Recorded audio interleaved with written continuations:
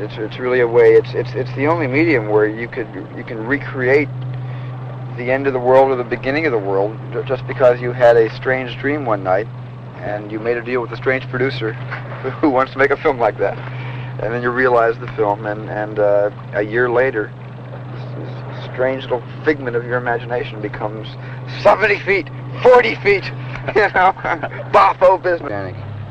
Right about here on the spot, and we began barnstorming ideas on what to add to the book, what to take out of the book. It was right here in this rock we decided to lose the love interest, which we felt deserved a movie of its own, and was kind of made impotent because it was in a movie that was a straight-line adventure film about the shark and the town and the hunt. And so we made some major decisions sitting right here.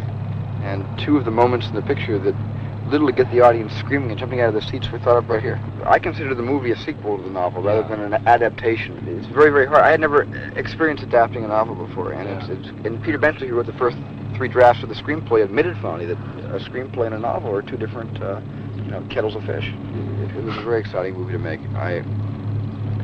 It was a frightening film to make. Most of the fear came because it was a physical production. We were out on the water with big waves and trying to keep the camera boats and the generator boats and the lighting boats and everything that had to be anchored down to a 30-foot sandy bottom, at the same time being tossed and turned by a very heavy sea, keeping all that situated and trying to hold composition, because I'm sort of a stickler for composed frames, and I found it on Martha's Vineyard, especially in the Nantucket Sound, you really can't compose very much, because when you put your camera here to shoot the boat over here, 10 minutes later the boat's over here dragging anchors, and you have to pull back up on the anchors, and that's an hour later.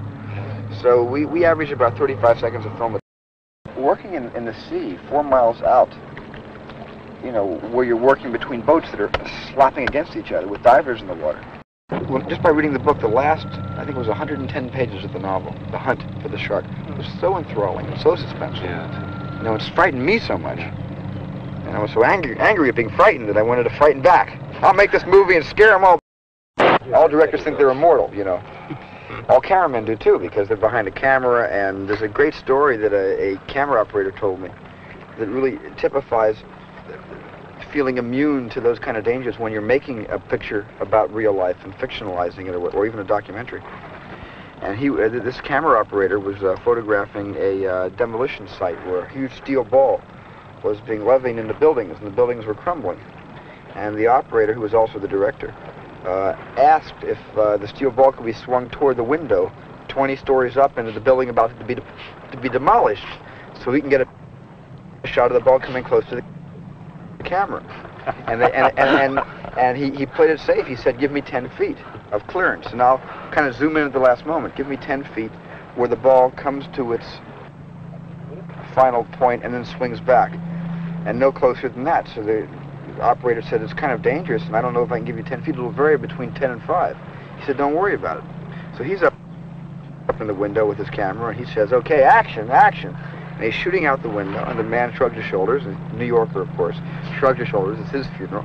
And he moves the levers, and the ball goes back for the momentum, and like a pendulum comes towards the building and comes right up to the guy's eyepiece. Missed him by 1/2 of an inch. And he began to laugh behind the camera. He began to say, wonderful, it's a great shot, you won't believe it. You won't believe it. Wait till we see this in dailies tomorrow. And everybody was white. And they told him, you came within 1/2 inch of losing your camera, or having at least your camera pushed through the back of your head. And he felt totally safe. Because he was making a movie. He was seeing 185.